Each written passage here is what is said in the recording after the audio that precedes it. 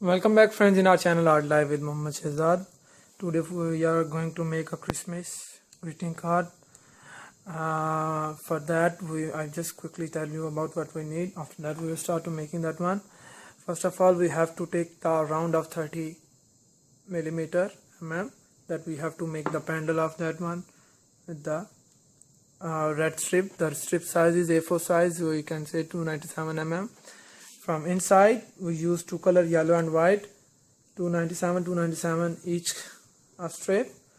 And for the hanging pendulum, the hook, we need 150 of red color strip, and also we need the rope of two color, cooling tool, glue.